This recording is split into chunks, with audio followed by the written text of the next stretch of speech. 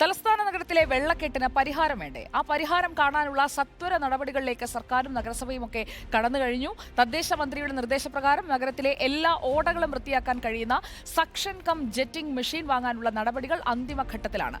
വെള്ളക്കെട്ട് രൂക്ഷമായിരുന്ന കൊച്ചി നഗരത്തിൽ ഈ യന്ത്രം പരീക്ഷിച്ച് വിജയിച്ചതാണ്.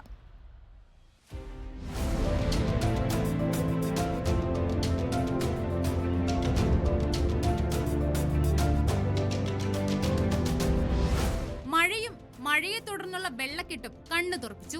സക്ഷൻ കം ജെറ്റിംഗ് മെഷീൻ വാങ്ങിയാൽ വലിയ ആശ്വാസമാകും.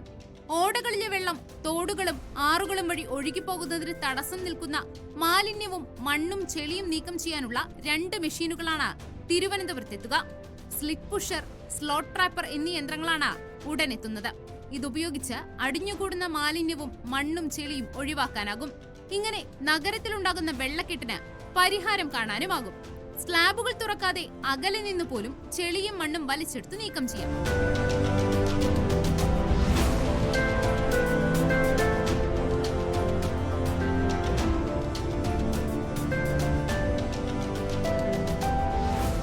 ടെൻഡർ നടപടികൾ പൂർത്തിയാകുന്നു. ജൂൺ അവസാനത്തോടെയോ ജൂലൈ ആദ്യമോ യന്ത്രമെത്തും. മെഷീൻ ലഭ്യമാകുന്നതുവരെ നെടുമ്പാശ്ശേരി വിമാനത്താവളത്തിലെ പകരം സംവിധാനം ഉപയോഗിക്കും. മന്ത്രി MP രാജേഷ് സിയാൽ MDയുമായി നടത്തിയ ചർച്ചയിലാണ് ഇതു സംബന്ധിച്ച് ധാരണയായത്. മേയർ ആര്യ രാജേന്ദ്രന്റെ നേതൃത്വത്തിൽ തുടർ ചർച്ചകളും നടന്നു.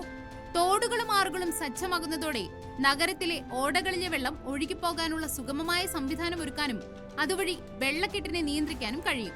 സക്ഷൻ കം ജെറ്റിംഗ് മെഷീൻ കൂടി എത്തുന്നതോടെ ഓടകൾ കൂടി യന്ത്ര സഹായത്തോടെ വൃത്തിയാക്കി വെള്ളക്കെട്ടിന് പരിഹാരം കാണാം.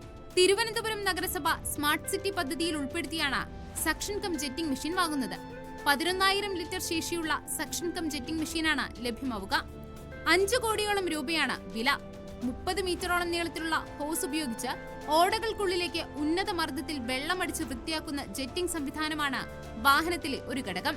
കൊച്ചിയിലെ വെള്ളക്കെട്ട് പരിഹരിക്കുന്നതിൽ സക്ഷൻ കം ജെറ്റിംഗ് മെഷീൻ വഹിച്ച പങ്ക് നിർണായകമായിരുന്നു. 13,000 ലിറ്റർ ശേഷിയുള്ള വാഹനമാണ് കൊച്ചിയിൽ ഉപയോഗിക്കുന്നത്. News desk reporter.